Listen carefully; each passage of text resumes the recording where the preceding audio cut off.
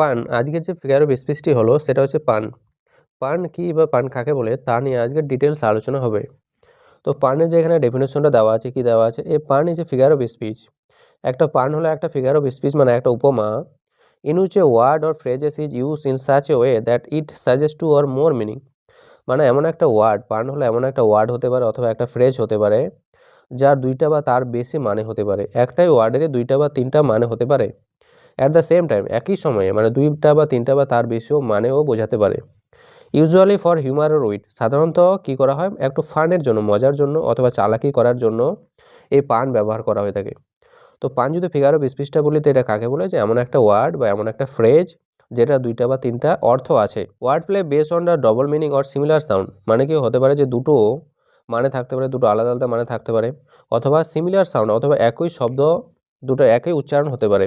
তো এই রকমের যে শব্দগুলি বা ফিগার অফ স্পিচগুলি সেগুলোকে আমরা পান বলে থাকি। এক্সাম্পল উইথ এক্সপ্লেনেশন, এবার কি উদাহরণের মাধ্যমে ভালো করে আমরা বুঝবো যে পান কাকে বলে। 1 নম্বর উদাহরণটা বলছে, I use to B A ব্যাংকার, আমি একটা ব্যাংকার হতে চাই। ব্যাংকার মানে ব্যাংকে কাজ করতে চাই। বাট আই লস ইন্টারেস্ট, কিন্তু আমি ইন্টারেস্ট হারিয়ে ফেলেছি।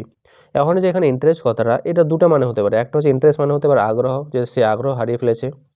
অথবা একটা ইন্টারেস্ট হতে পারে যে যে ইন্টারেস্টটা, যেটা লোন নিই আমরা, যে সুদের ইন্টারেস্টটা, ওই সুদ হতে পারে।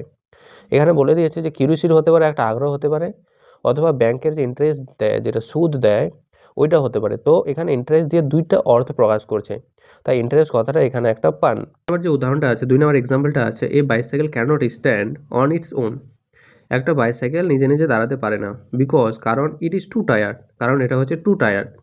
এখন এখানে যে টু টায়ার কথাটা আছে, এটা দুটো অর্থ হতে পারে।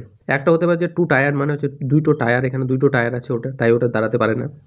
অথবা আর একটা হতে পারে টু টায়ার, যদি আমি এমনি বলি টু টায়ার মানে খুবই ক্লান্ত, এখানে টুটার টি ডবল ও, এই টুটার মতো উচ্চারণ হচ্ছে। তো টু টায়ার মানে হচ্ছে খুবই ক্লান্ত হয়ে গেছে সাইকেলটা, তাই দাঁড়াতে পারছে না। তো টু টায়ার কথাটা দুটো অর্থ দিচ্ছে, একটা হচ্ছে দুটো টায়ার আছে, আর একটা হচ্ছে খুবই ক্লান্ত। তাই এখানে টু টায়ার কথাটা ওটা হচ্ছে একটা কি পুন বা পান, পুন বা পান। এই টু টায়ার কথাটাকে আমরা পুন বা পান বলে থাকি। পরে যে 4 নম্বর এক্সাম্পলটা আছে ওটা কি আছে, he gave her A ring, সে তাকে একটা রিং দিল, অ্যান্ড দেন অ্যানাদার রিং, এবং আর একটা রিং দিল।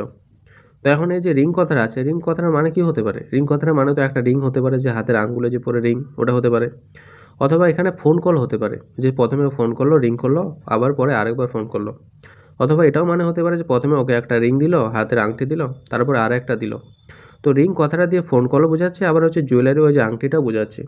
তো রিং কথাটা এখানে হয়ে গেল পান একটা, কারণ এটার দুটো অর্থ আছে।